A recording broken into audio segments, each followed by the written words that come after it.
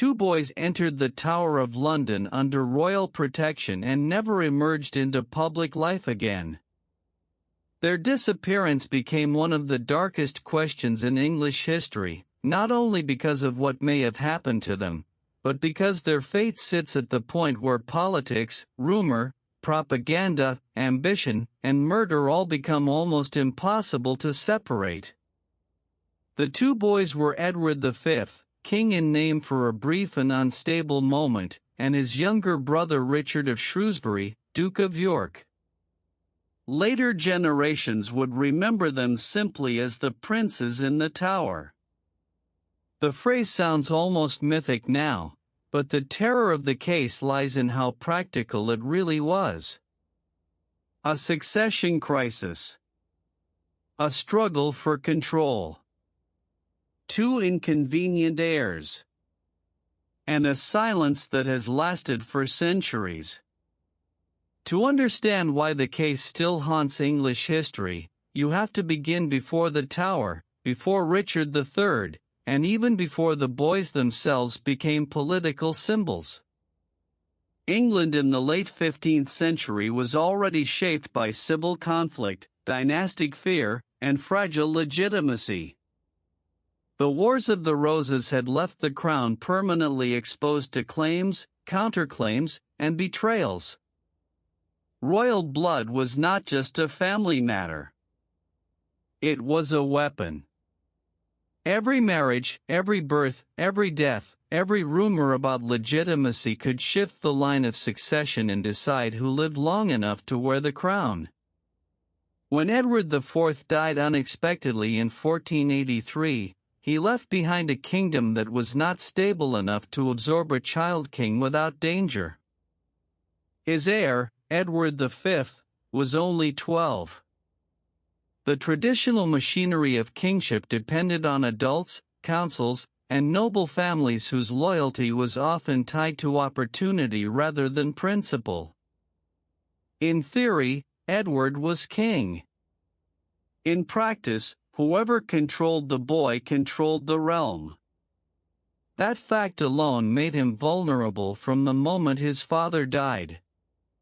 Responsibility for protecting the young king fell to his paternal uncle, Richard, Duke of Gloucester. Later he would become King Richard III, and no figure in the story is more controversial. To some historians he remains the obvious suspect in the disappearance. To others he is the victim of an extraordinarily effective propaganda tradition, blackened first by Tudor political need and later by Shakespearean genius. What cannot be disputed is that Richard moved decisively. He intercepted the young Edward on his journey to London, arrested key figures from the Woodville circle surrounding the boy, and took control of the political situation with remarkable speed. Richard's defenders argue that this was ruthless but rational statecraft in a dangerous environment. His critics see it as the opening move in a carefully staged usurpation. Both readings are plausible because the context was genuinely unstable. The problem for Richard is that everything that happened next made his position darker, not safer. The young king was lodged in the Tower of London. That sounds shocking to modern ears, but the Tower was not only a prison. It was also a royal residence and traditional lodging for monarchs before coronation. So at first, the move could be explained. But then Edward's younger brother, Richard of Shrewsbury, was also brought to the Tower. The two boys were seen together. Then they were seen less. Then they were not seen at all. This is the point where history starts to blur. Before the boys vanished from public view, Richard's political case transformed itself through an astonishing legal and moral maneuver. A bishop named Robert Stillington claimed that Edward IV had been pre-contracted to marry another woman before wedding Elizabeth Woodville. If true, that would make Edward's marriage invalid and his children illegitimate. Parliament later embodied this logic in the document known as Titulus Regius, which declared Richard the rightful king. In other words, the boys ceased to be simply children at risk. They became obstacles in the path of an adult claimant who now wore the crown. Once Richard took the throne, every argument about motive sharpened. If the princes remained alive, they represented a standing threat. They could become figureheads for rebellion. They could attract foreign intervention. They could divide loyalties among nobles already skilled in changing sides. Even imprisoned boys can destabilize a regime if enough people believe the crown belongs to them. This is why so many historians, even cautious ones, continue to regard Richard III as the most plausible figure behind their disappearance. He had custody, opportunity, and the clearest political incentive. But plausibility is not proof. And the Princes in the Tower case survives because proof never arrived cleanly enough to silence dispute. No public trial. No formal confession. No contemporary body of evidence stating without doubt what was done, by whom, when, and on whose orders. Instead, the case is built from absence, timing, political context, hostile chronicles, later narratives, and the behavior of men who benefited from the boys no longer existing. Among the early sources often cited is Dominic Mancini, an Italian visitor to England whose account suggested that Edward V was increasingly withdrawn from sight and that rumor already circulated that the boys had been killed. Mancini's testimony is valuable because it is near contemporary, but it is also limited. He was an outsider working from reports and observation, not an investigator with access to secret orders. Like much of the evidence in this case, his account gives historians something vital but incomplete, proof that alarm existed early, but not a final answer. Then there is Thomas More. More's famous narrative, written later and drawing on earlier traditions, paints Richard III as a calculating villain who ordered the murder of the princes through loyal agents. It is one of the most influential accounts ever written on the subject, and it shaped English memory powerfully. But historians treat it with caution. More wrote under the Tudors, after Richard had fallen at Bosworth and Henry VII had every political reason to legitimize his own victory by blackening Yorkist rule. More's account may preserve genuine traditions. It may also reflect the moral architecture of Tudor storytelling, where Richard's deformity of body becomes a sign of deformity of soul. This is where propaganda enters the heart of the mystery. The princes did not disappear into a neutral historical record. They disappeared into a struggle over who had the right to tell the story of England. Henry VII's regime, founded on conquest and marriage, needed Richard III to look monstrous. A dead usurper is easier to defeat permanently if he is also remembered as a child murderer. The Tudor state had every reason to encourage that memory, and later writers had every reason to inherit it. Yet blaming Tudor propaganda alone does not solve the case either. Even if the Tudors exaggerated Richard's villainy, the underlying problem remains: the boys vanished while Richard controlled the Tower and the crown. To clear him entirely, a rival explanation has to answer a brutal question. If Richard did not remove them, who did? And why is the evidence for that alternative so weak? One candidate sometimes proposed is Henry Stafford, Duke of Buckingham. Buckingham was an important ally of Richard who later rebelled against him. Some historians have wondered whether Buckingham, acting for his own advantage or on an assumption of royal approval, could have arranged the murders. He had access, ambition, and at least some room for initiative.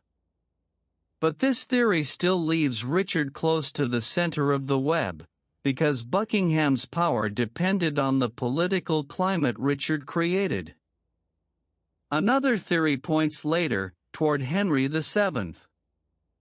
If either or both princes were alive when Henry seized the throne in 1485, then Henry would have had a strong motive to eliminate them. His own dynastic claim was comparatively weak. A living Edward V, or a living younger prince available to Yorkist loyalists, would have been a threat to Tudor security from the first hour. This theory appeals to those who distrust the neatness of the traditional anti-Richard case. But it faces a major problem. It requires the boys to have survived Richard's reign without generating clearer evidence of their continued existence. And yet the survival question refuses to die, because later pretenders made it plausible that enough uncertainty remained for impersonation to flourish. Lambert Simnel and Perkin Warbeck both exploited unresolved Yorkist loyalties. Warbeck in particular claimed to be Richard of Shrewsbury, the younger prince. Most historians reject his claim. But the fact that it could gain traction at all tells us something important. The fate of the princes had never been publicly resolved in a way that ended belief. A missing prince is far more dangerous than a dead one if no body, confession, or official truth settles the matter. The Tower itself contributes to the psychological force of the story. It is difficult to imagine a more effective stage for political disappearance.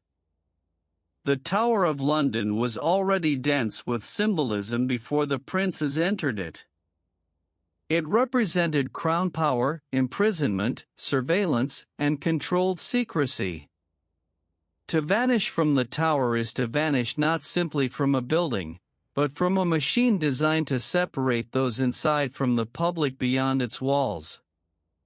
The location gave later memory exactly what it needed: stone, silence, royal authority, and the suggestion that history itself had been sealed away.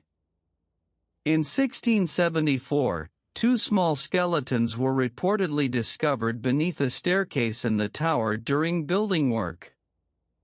They were widely believed to be the princes and were eventually placed in Westminster Abbey.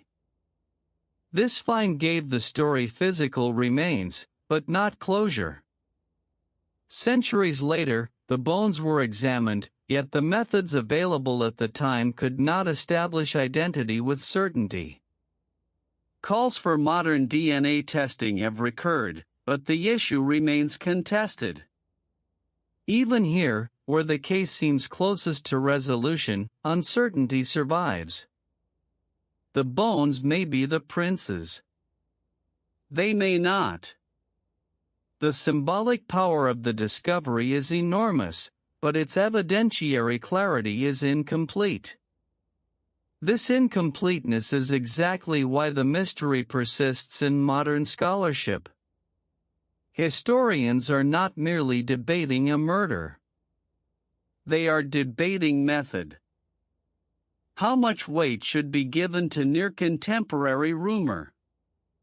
How much trust should be placed in Tudor narratives?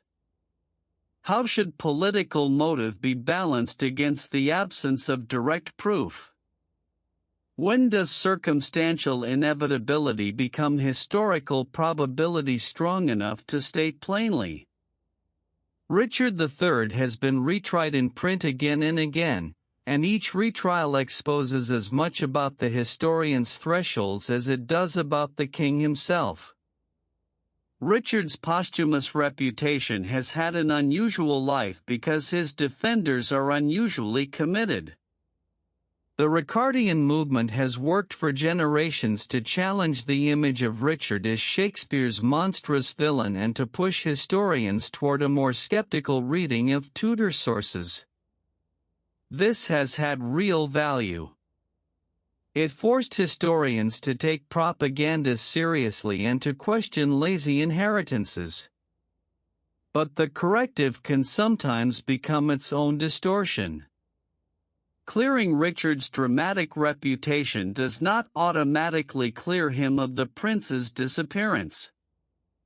A man can be less monstrous than legend claims and still be the most likely perpetrator. At the same time, an honest reading of the case must acknowledge what we do not have. We do not have a signed order. We do not have a reliable eyewitness to the killings. We do not have universally accepted remains. We do not have a confession beyond late and uncertain traditions. We do have custody, silence, motive, fear, and a political system in which removing child rivals was horrifying but not unimaginable. The result is a historical atmosphere of near certainty surrounded by permanent doubt. Perhaps that is why the princes haunt English history more than many adult victims of political violence. They were boys. They represented innocence trapped inside machinery they could not control. They were legitimate by one reading, illegitimate by another, useful alive, safer dead, and politically explosive either way. Their disappearance transformed them into symbols far larger than themselves. For Yorkists, they became Rondaires. For Tudors, they became evidence of Richard's corruption.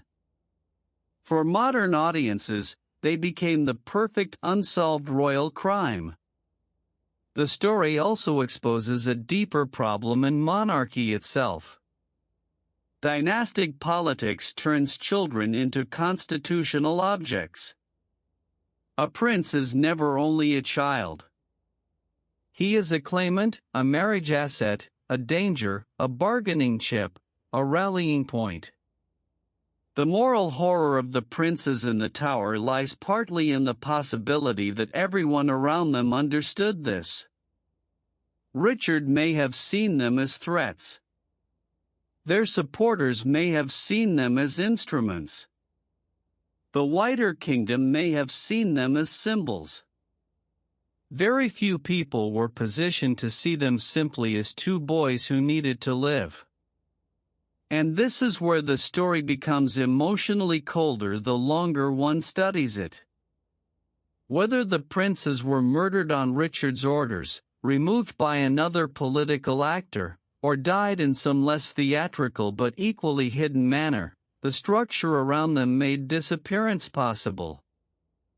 The world of the late 15th century was fully capable of absorbing the quiet removal of royal children if enough powerful men believed stability required it.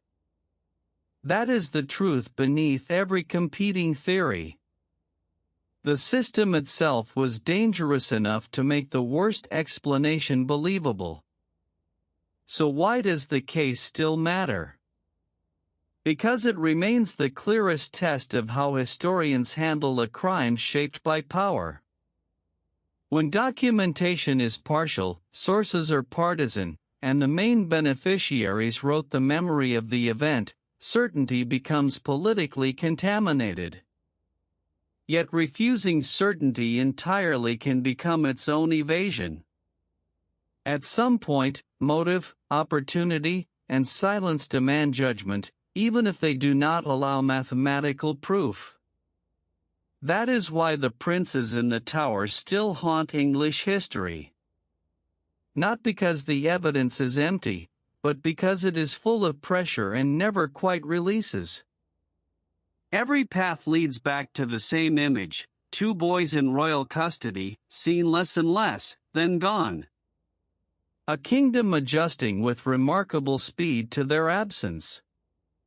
A new king who benefited immediately. a successor dynasty that benefited later from making that king look damned forever. And a nation that never